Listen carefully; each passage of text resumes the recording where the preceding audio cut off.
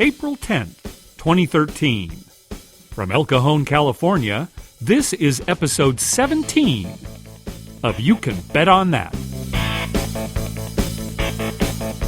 Hello, everybody. Welcome to You Can Bet on That, a podcast for the recreational gambler. I'm Mark Duvall, and as usual, I'm joined here by Dr. Mike. Hello. And we've got an exclusive, some exclusive news here. We've got breaking news on the podcast. Oh, I'm pretty sure, because I was on the internet all day today trying to find some kind of, news release or something about this. I couldn't find anything, so I think this is my investigative work that actually tracked this down. All right. And I posted to a couple of forums and what have you. So. I hope it's released tomorrow morning, like in a memo or something, so we will look like we got the scoop. Yeah, see, that's the problem is when am I going to post the podcast? By the time I edit it and everything, everybody will know that. Well, post it tomorrow morning. I'll do it as fast as I can. Anyway, so we were all prepared to talk about a new show on TLC called Casino Confidential. And I didn't actually see it, but you saw... I saw the first two episodes. Yeah, they showed two episodes back to back last Thursday. And we were going to talk about it, and you enjoyed it. You liked it? I liked it. I mean, I like casino gambling, so I like just looking at the casino and seeing everything about it. Yeah, and it's I don't know that the average person would be all that interested in it. Yeah. Because it wasn't, for a reality show, it wasn't juicy enough. Yeah. Yeah. Well, apparently TLC has canceled Casino Confidential because it doesn't show up in any of the online TV listings. TLC has removed it from their homepage. That's a good clue right there. Right? And from their schedule, their online schedule too. It's not there anymore. Oh, well then it is canceled. And I actually tried to contact them just through Twitter and Facebook to verify. I didn't get a response. They refused to talk to you. There's some reason. It must have, it had to have been bad ratings. I don't know why they pull a show. Oh, I could see it definitely having bad ratings. Yeah. I mean, like Lynn, my wife, she listened. We started watching it, and she kind of listened but did other work. It wasn't all that interesting to her. Still, now, my understanding is that it was originally made for Canadian television and the whole series, or at least the first season, had already aired up in Canada. So it seemed like it'd be pretty cheap programming for TLC to put on, but I don't know if they're not getting the ratings. Yeah, well, if they can fill it with something else that sells commercials. Honey Boo Boo or... TLC, it originally stood for the Learning Channel, and now it's just full of a bunch of crummy... Yeah, don't they have the Little People on there, too? I think that's one of the shows. It's all reality series now. There's no learning. Yeah. They don't call it the Learning Channel anymore. It's just TLC. You should tweet them about that. Oh, I'm sure a lot of people have. I think they get a lot of complaints about that. Anyway, you heard it here first. Unless you're listening to this podcast after you already heard it, Casino Confidential canceled by TLC. Yeah. Another TV-related item. Now, this last weekend, I watched the National Heads Up Poker Championship on NBC. And remember last episode, we told everybody that it was premiering this last Saturday, April 6th. So I was surprised that the episode that aired was the round of 16. It starts with 64 players, just like the NCAA tournament. So did we miss some episodes? I was pretty good about checking listings, and maybe a couple episodes aired that I missed. Well, maybe they only had room for so many episodes. They thought we better start with 16, It could be. You and I were kind of complaining last week, at least on those first rounds, you hardly get a sense for any of the matches. Right. All they're doing is just, we're all in over here on table 3. We're all in over it. That's all they do. And you don't know if the match was like 2 minutes long or 2 hours long. I mean, So at least in the round of 16, you did get a sense, at least at the feature table, kind of what was going on. Yeah. But an interesting hand came up, and I wanted to talk about. At this featured table, it was Antonio Esfandiari and Daniel Cates. And there was a hand where Cates had Deuce 4. And I can't remember what Esfandiari had. He had like Queen 8 or something like that. But Cates had Deuce 4. And on the flop, there was a Queen. So Esfandiari had top pair. And then on the turn, Cates made the wheel. Now, why did he stay in past the flop when the Queen came up? I think Cates had an open-ended draw to the wheel. And for those who don't know... So he must have known he had a will. Well, good question. I don't know. On the wheel in poker is the lowest straight, ace 2 3 4 5. So there was an ace 3 5 on the board. Yeah. And so he made this wheel on the turn. And it looked like he was maybe slow playing. I think Esfandiari made a bet and Cates just called or whatever.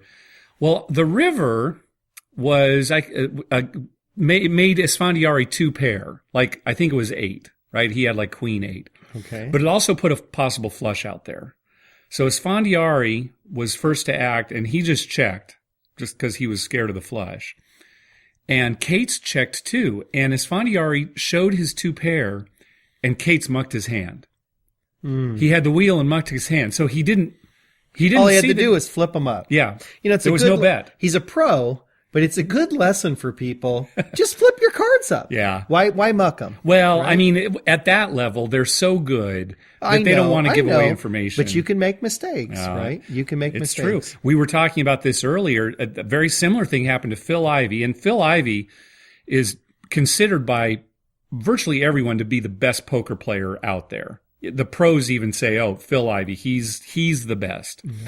And there was on the World Series of Poker once a televised hand. Yeah, I remember it. Where he had a flush, and he tossed it in the muck. The guy, showed, I don't know, top pair or something like that. Right. And Ivey didn't realize he had a flush and mucked his hand. Well, a lot of times, and this has happened to me multiple times at our card game.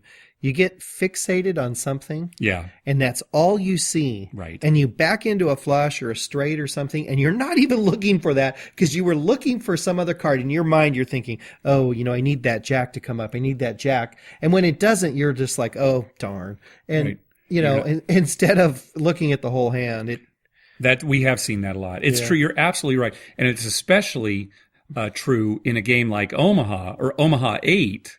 Right. Where you'll be like fixated on the low. Oh, right. I've got ace deuce. Right. I hope the low gets there. Oh, I was counterfeited. Oh, this happened to me recently. Right. Remember, right. I think you were there where I ended up, I think it was you and I. Did we tie for the low? We tied for the low. Yep. I believe. And I thought, oh, shoot, I'm quartered for the low. Yeah. And Paul and Mary were saying, oh, I've got 3 of a kind. Oh, so do I. And then I look and, oh, I've got a straight. Yeah, you had the straight.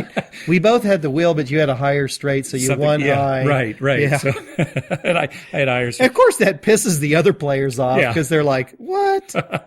So, well, certainly, I would say I kind of tend to agree. If you're not a pro player, just flip up your cards. Cards read themselves. Right. You're never in a casino where you have to declare what you have, right? Cards speak for themselves. Yeah, as a non-pro, you should just always flip it up. So what if they figure out what you were doing? I mean, you're probably so erratic anyway, it doesn't really matter, right?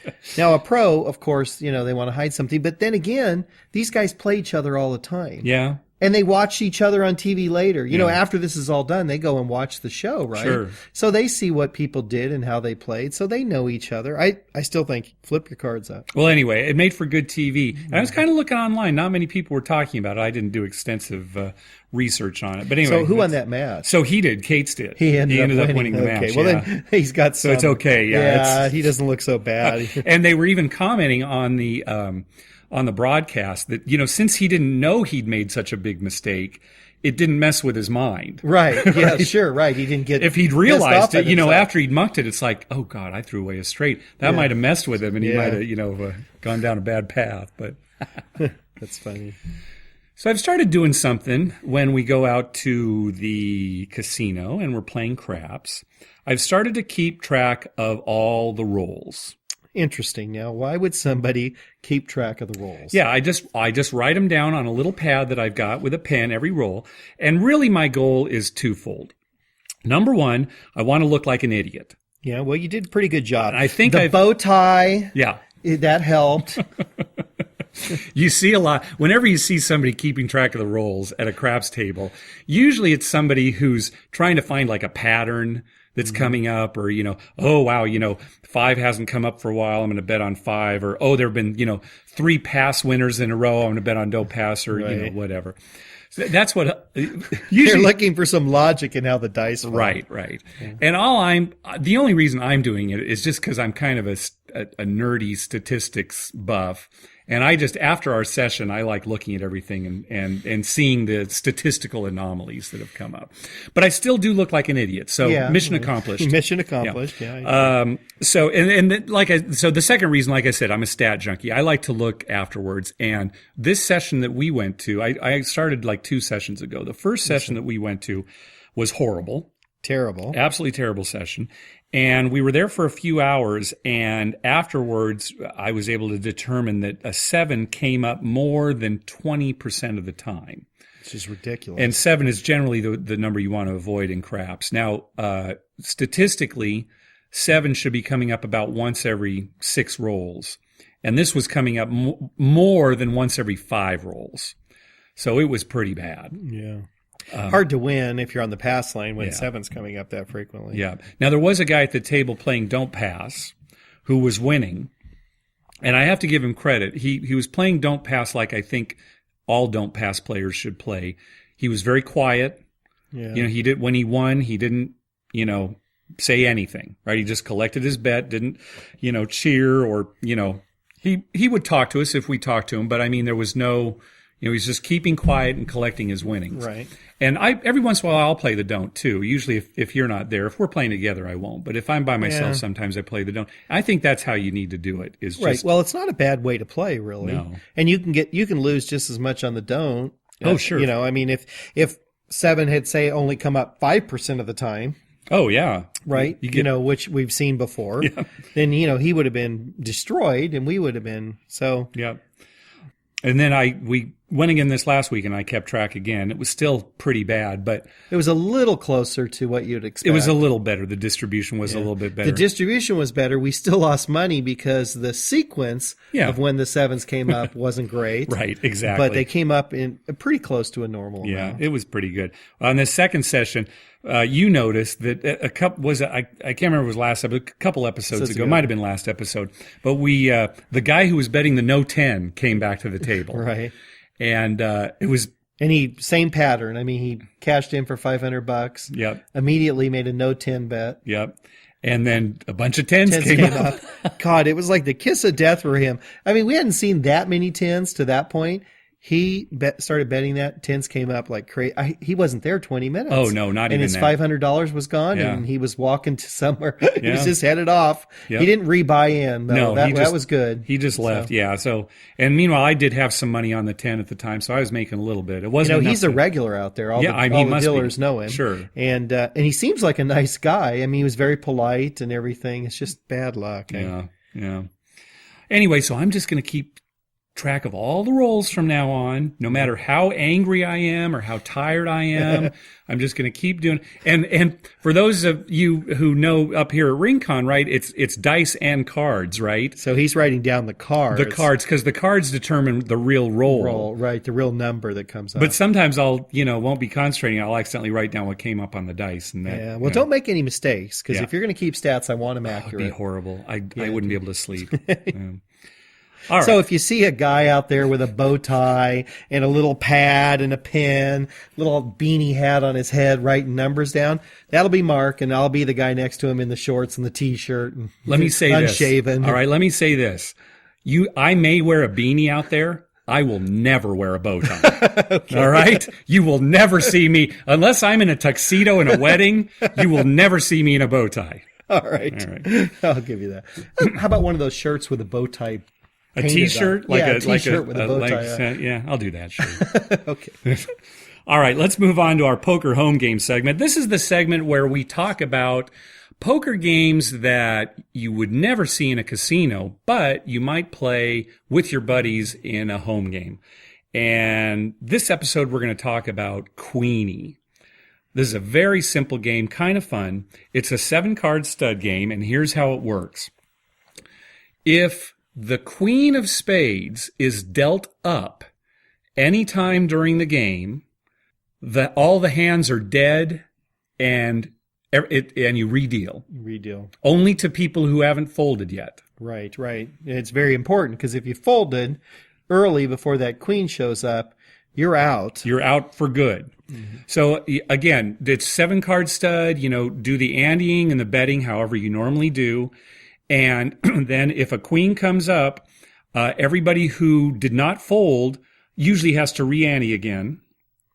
And then they all get cards. People who folded, they're out for good. And then you start all over again. That's if the queen comes up. If the queen does not come up, it's not an up card, then it just plays out like regular 7-card stud poker. Mm-hmm. However, if somebody has the queen of spades down, they get half the pot. They split the pot with the person who has the best poker hand. Right. And it's as simple as that. It's kind of a fun game, especially when you have a lot of players, because with a lot of players, the chances of the queen of spades coming up are pretty good. There's some interesting nuances too. Sometimes after the first 3 cards are dealt, right, you can go, maybe the queen hasn't come up. You don't know. You don't have it. You don't have it down. Right. It's not up on the board anywhere. Somebody might have it hidden. Why not make a big bet? Yeah. You mean to get people to fold? Yeah, make people fold. Yeah. Maybe think that he's already got the queen. He's trying to pump the pot. You don't want to make an outrageous bet, but, right. A bet that might think, well, he wants to get a little money in there, right? And then they fold. And then, you don't have it. A couple hands later, it comes up and you start over. So you've got fewer You're increasing people. your odds. Increasing your odds of winning. Now, on the flip side, if you do start with the queen, right, you probably want to keep it pretty slow, right? You don't want to give away that you've got the queen. You want to keep people in to maybe build a pot. Yeah, it depends. Some people are a little more aggressive. I think the strategy in this, and this is similar. We talked about a game a while back called Jacks Are Better to Open, Trips to Win. And it's a similar game in that you could redeal and the pot can get big. If you're in the hand late in this game, you get to the point where you just can't fold because the pot odds are too big. The pot has gotten too big. Right. So my philosophy, and this is typical of my philosophy with a lot of games, is get out early. If you're going to get out early. Right. Because, if that queen comes up, on 6th Street and, there are a lot of people still in, 7 players still in, and everybody's anteing, now the pot is huge and you've got to stay in for the pot odds. Right. Well, so you basically are saying if you've received your 4th card, the queen hasn't come up. 4th card anybody. up. Mm-hmm. Yeah. No, yeah, 2 down, 1 up, and then the 4th. 4th card, okay. 4th total card. Okay, uh-huh. So you have 2 cards up and 2 down. Okay. So at that point, if you don't look like you have a hand that can win, you're not going to split the pot. Right. So you're not going to win. That's your time to get out. That's what I think. I mean, yeah. I'd have to stay after the 3. Even if you don't have a hand? I mean, just to see what that 4th one is, because now you've got 4 and you've only got 3 more to go. You can pretty much tell whether you're going to have a hand or not. I don't know. It depends on how the betting's going. Yeah, I mean, well, certainly if they checked, you're in. Yeah. But if somebody made just a small bet, I think I'd stay in. Yeah, maybe. See that 4th card. And then if I had no chance of really winning the hand, then your only hope is, right, the queen comes up or you get it down at the end. Yeah. Long shots, both. So I'd get out. Yeah, I mean, I'm a pretty conservative player. I would probably, if I, on my first 3 cards, if I don't have anything that works together, I'm getting out. Well, and that's the way I play 7-card stud anyway. Right. There's nothing magical about the queen in this case. So, I mean, that's my feeling. I play it very similar to 7-card stud, from the get-go.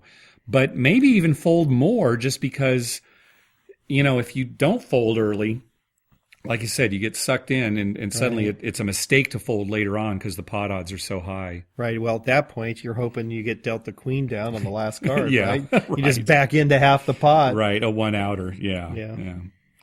Anyway, that's Queenie. There are a lot of ways you can. We sometimes play it in combination with baseball, and we talked about baseball back in episode 7, where 3s are wild and 9s are wild, and you get an extra card with a 4. That can be really fun because people are staying in when they've got wild cards, right? And then suddenly the queen comes up, and it's like they're blown away, right? They started with 3 wild cards. It's like, oh, I'm going to win, and then the queen of spades comes up.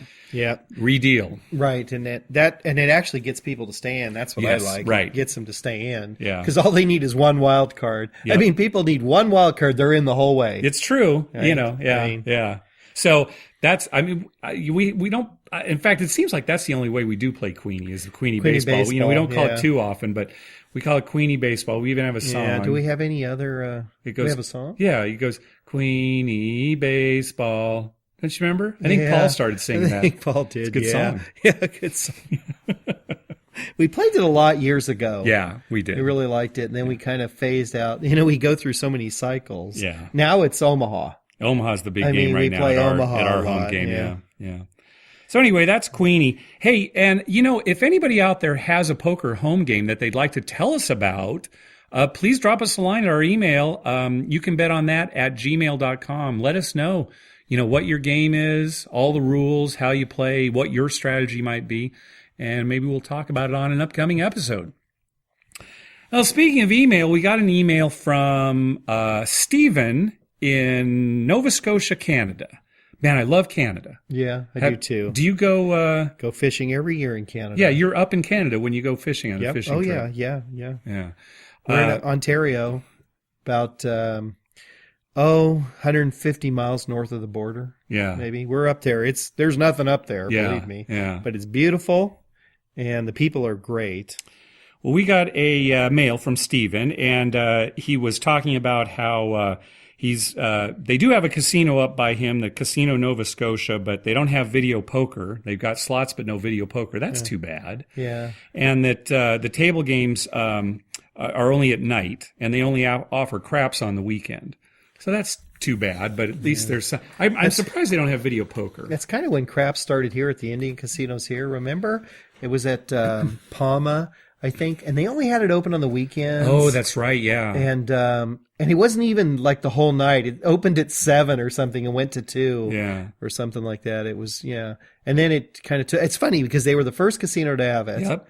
Indian casino. Around here. And then now they're one of the few that doesn't have it. Yeah, they got rid of it. They got Isn't rid that of it. strange? Well, they went to all slots. Yeah. I mean, they're big slots. It's a small, Palma's a small casino. Yeah. Right. I mean, it makes sense from their standpoint. Right, because slots are the big money. Well, it takes up a lot of room. They could probably get 20 slot machines. Oh, yeah. And it takes a bigger staff than just a single blackjack table or anything like that. Sure. Well, anyway, Stephen in his email says, I've never actually played craps.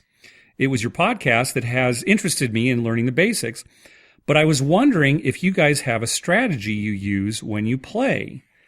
And it got me thinking, we talk about craps so much on this podcast, but we've never talked about good strategy for playing the game. Yeah. So, and there definitely is strategy involved where you can reduce your chances of losing and increase your chances of winning. Doesn't mean you'll win. Yeah, this just means that you have a little better chance at winning. Craps is a negative EV game, a negative expected value game. Okay, that means that if you play it in the long run, you will lose. You cannot beat this game. Now, some people claim you can control the dice influencing and what have you, but barring that. What game is a positive EV in the casino? Well, if you're counting cards and blackjack. Right. Okay. Well, okay. If you're doing something that. Or you're playing poker and you're better than the other players. Right. I guess poker would be a positive EV. Yeah. That'd be about it. Yeah. Blackjack, I'm not going to count counting because if they catch you counting, they bar you. Well, but it's not illegal. No, but, Anyway, craps, don't expect to make a living at it. And another thing, too, do as we say, not as we do. Because Mike and I, when we're at the craps table, we're pretty aggressive. We're kind of action junkies. I can't tell you how many trips we've gone on with people who are new to the game, and we teach them how they should play. And they win. And at the end of the trip, they win and we're big losers. Right. This is the way that we play. I've taught my wife. My wife knows everything about craps. She knows every bet on the table. She knows all the odds. She knows everything there is to know about craps. But she plays the same way I taught her when we first taught her. Yep. And she always does so much better. So we could learn from her. Yeah, I know. All right. So, and I'll hear about this later too. This is we're going to talk about a very common way that people play, and this is kind of almost regarded as a good way to play. If you're new and you want to try to again decrease the house edge and maybe come away a winner. It's a way that's, I feel, not too aggressive, but aggressive enough that it's fun. Yep. And the system is this, or the strategy is this: make a pass line bet and take full odds with the point. And then make 2 come bets. A come bet, I don't know how much we've talked about come bets, but a come bet is just like the pass line bet. It's like starting a brand new game within the game going on the pass line. Right. So basically you're getting a few more numbers that you have money on, hoping that they come up before 7. Right. So these come bets go up to numbers, point numbers. And so basically you're going to have at the most 3 bets with odds out there, a pass line bet and 2 come bets. Right. And that's it. Yeah, and wait for them to hit. Wait for them to hit. You may get, let's say you got 8 on the line, and you go up on a 6, and you go up on a 9. Well, a 4's rolled, a 10's rolled, 3 5's are rolled, a 2's rolled, a 12. You just have to be patient, hoping that your numbers hit. Don't get caught in the trap of, well, I need to cover more numbers. Right. But because then you get a lot of money out there. And I think this strategy from a money management standpoint is the way to go. Yep. You stick with that. And you'll get rolls where you'll go up on a 9, and then the guy will roll the 9 right back. Yeah. And then you'll go back up on a 4 or something, and, then a couple rolls later they roll the 4. I mean, you can win just as much playing that way. Yep. And there are going to be rolls where, you have a number on the pass line, you go up to 2 come bet numbers, and then 7 out. Yeah, remember. That's going to happen too. Remember our good friend Bill? Bill comes out to, Mike, teach me crap. So I'm teaching him, and I regardless of who it is, it could be a complete stranger or, somebody I've known for years like Bill, and I'll tell him the way they should play.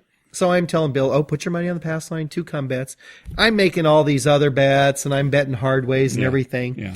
The rolls were terrible. Yeah. I mean, he went through $200 like in a heartbeat because it was make a number, go up on a couple other numbers and then 7 out. And it was like 3 of those rolls in a row, 3 shooters in a row like that. And he got wiped out. And he's looking at me like, well, craps isn't much fun, is it? I'm like, well, no, not when that happens.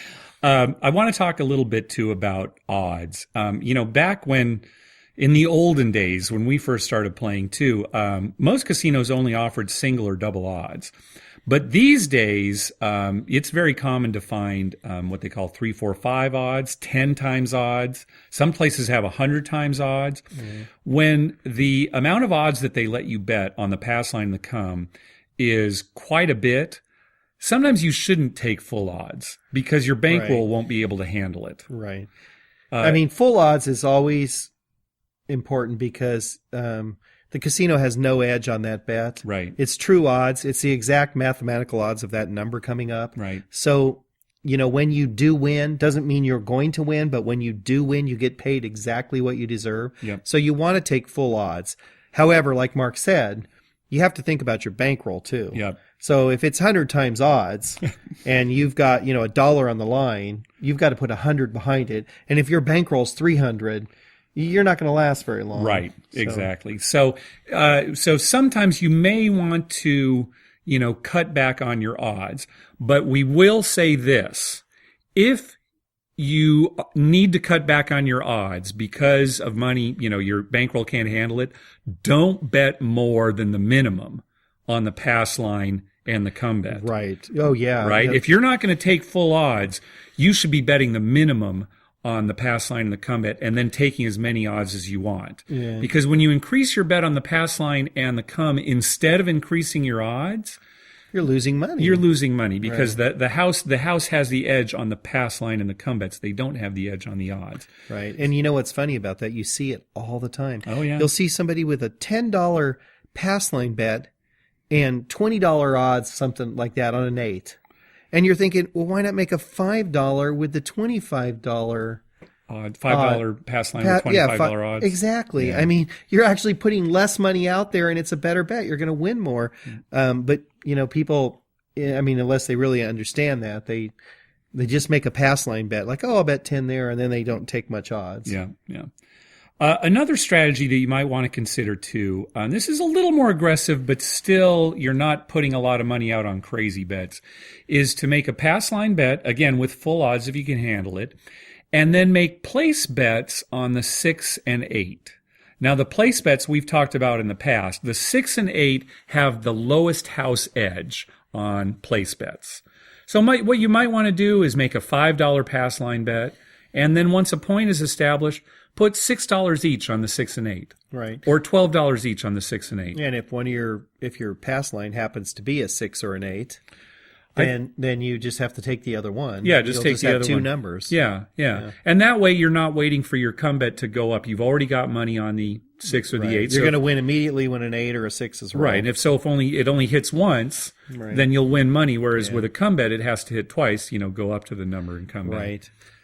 You'll see that a lot. People do that a lot. Yeah, that's very common. Very common way to play. It's not a bad way to play. I mean, look, Paul, our good friend Paul, always did that. He just bet on 6 and 8. He didn't do anything else. Yeah. So those are two fairly conservative strategies, but you'll still get a lot of action. I say conservative, but things can go really fast at a craps table, even betting that way. And you can, especially if you're placing the 6 and 8, you can press that. You get on a roll, the guy's made 3 6s, and all of a sudden take me to 12, and I mean, you can get up. Well, I start with a $30 6. And there's plenty of rolls where I've got it up to 300. Just pressing it. Pressing means like doubling the bet. Yeah. Just doubling the bet and collecting, and not every time. You have to collect sometimes. So. Yeah.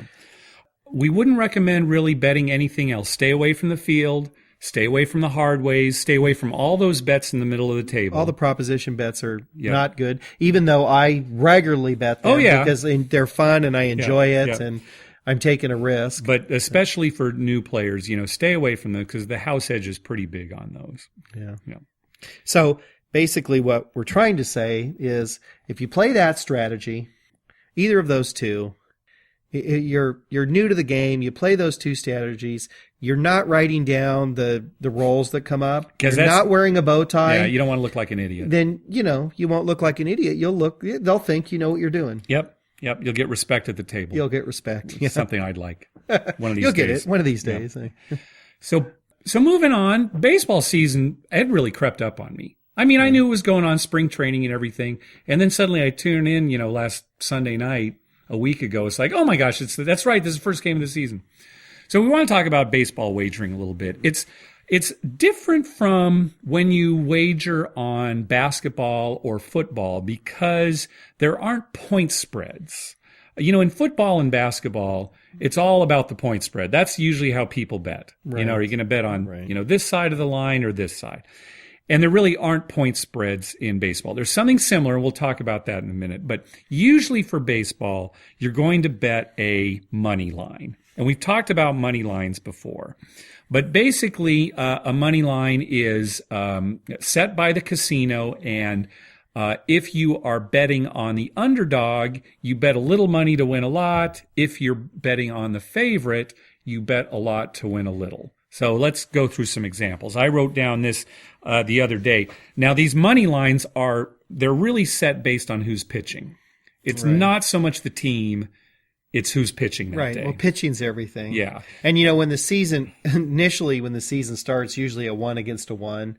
But because of how things happen, number one pitcher against the number one pitcher. Right, to start the season. Yeah. Right. But you know how stuff happens. People get injured. This guy needs a day off and blah, blah, blah. And we have blah. And pretty soon, you'll get, the one team will be pitching their ace and the other team's pitching their number 5 guy. Right. Right. Unless they somehow stagger, change their order, but usually they don't. They'll try and keep it. So a lot of times it is a good pitcher against a bad pitcher or two really good pitchers. Yep. And that affects the money line. Yeah, that's how they're going to set the money line. So here's an example from last week. The Padres were playing the Rockies, and Jason Marquis was pitching for the Padres and Jeff Francis for the Rockies. So the Rockies were favored. The money line, at least at one of the casinos I found, was minus 150 for the Rockies and plus 140 for the Padres. So remembering how money lines work, the Rockies are minus 150. That means you have to lay $150 to win 100. Or 15 for 10. Or 15 to win 10. And when we say that, we means you lay $15. If your bet wins, you get your $15 back. Plus 10. You'll get 25 back. 25 right. Total. Okay. The Padres were the underdogs. Their line was plus 140. That means that if you bet $100, you win 140. Or if you bet $10, you win 14. And again, you bet $10, you get your $10 back plus 14. Right, for 24 total. Okay. That's how the money line works. And the reason that the Rockies are 150 and the Padres are the Rockies are minus 150. The Padres are plus 140. How come they're not the same? Well, that's the way the casino makes their money. Right. They're hoping that all the bettors will bet, half of them will bet on the Rockies, half will bet on the Padres. And in that case, the casino will make money. Basically, the vig is... Yeah, the casino's going to win a buck on that. Right. And so that's usually how you bet on baseball. What about, so could a guy pick a team like the Padres, who, may win 60 games this year, right? And lose 102. Yeah, very possible. So could you just bet against them every game? Could you just say, every game, I'm going to have a standing bet, I'm going to take the other team? I guess if you had a bookie, you could tell them there's a standing bet for me, but I don't think you could do it at a casino. Well, I know. But I mean, let's say you lived in Vegas. Could you go every day and bet on that other team in the casino? Sure. Or if you lived here and you called your bookie and you bet every day. Yeah. So I wonder how that would work out. How much money? How would you do? Do you want me to keep track this year? I'd love it. Yes. That is a stat I'd like to see. I need one more thing like this to do. Maybe I'll do like a month's worth. Yeah, that'd be good. Just a month. Just give me a month. I'd just love to see. If I was betting against the start with this month, because right now, I mean, you'd be great, right? They're terrible. They're not always going to be the underdog. Sometimes they'll be the favorite. Yeah, I know. Well, then when they're the favorite, bet on. But still bet against them every time? All right. That's always fun to bet against our favorite team. Our favorite we always team. like that.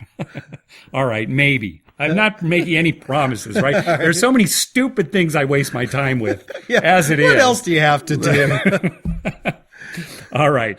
Well, let's say you do want to bet on the favorite, but you don't want to have to lay more money than you're ultimately going to win.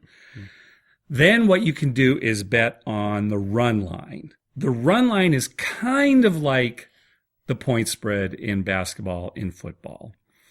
However, the run line is almost always 1.5 runs. All right? So the favorite would be minus 1.5 runs. The underdog would be plus 1.5 runs.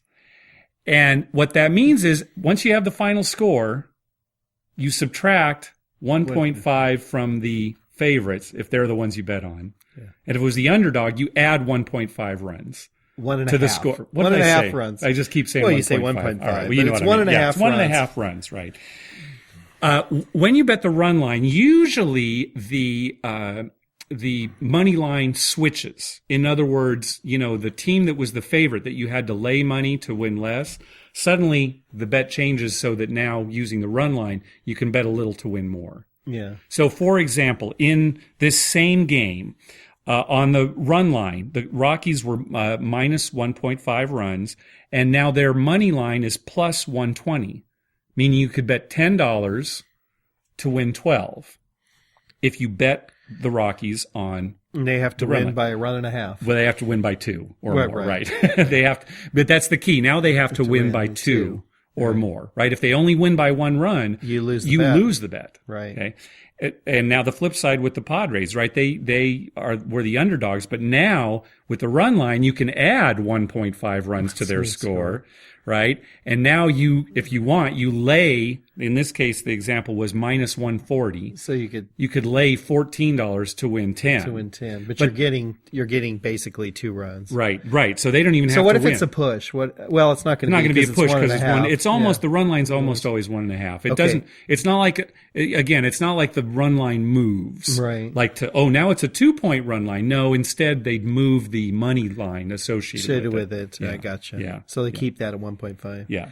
But have you seen a run line that's not 1.5? Yeah, I have. Okay. Yeah, I would like you to watch the Padres this year and see if they're ever if they're ever so bad that it's like, we'll just give them 6 runs. All right. I've never seen a run line of 6 runs. All right. I've watched a lot of baseball in my life too, and I don't think I'm ever going to see a run line of 6 runs. Yeah. I don't know. It might be the year for the Padres. All right. So that's baseball wagering. I think between explaining craps and baseball wagering, we've lost a lot of listeners. Yeah, probably. So I think we're going to wrap it up for this episode. I know people like baseball. I like baseball. I know they like baseball. It's just we got, when the podcast becomes too educational. Yeah. Yeah, Didactic. we'll have to change the name to the TLC, Yeah, right. just LC, learning crafts. Yeah, because people, they like to hear us talk about urinating and Right. There's plenty of that goes on while we're talking, so it's not like, it's not happening. All right. Use your imagination. So anyway, as always, please email us with your questions and comments. Our email address is youcanbetonThat@gmail.com. And you can visit our website, youcanbetonThat.com. You can check out our show notes there and leave comments. Also, be sure that you're following us on Twitter at YouCanBetOnThat, because we always tweet when we're on our way or we're at a casino, and Mike is still itching to give away $20 on the pass line when we meet a listener that we have not ever met before out at a casino. There you go. And like us on Facebook, too. We're getting some more likes on Facebook, and I think we've got like 11 more to go before Facebook then considers us real or something like that. There's some plateau. We become magically delicious. Yeah. That's what I'm going to call it. And again, thanks to everybody who's reviewed us on iTunes. If you haven't done it already, go on to iTunes, give us a good review. That will help us get more listeners. That's going to do it. Mike, anything else? Nope, I think that's it. All right, we'll talk to you next time. Good night.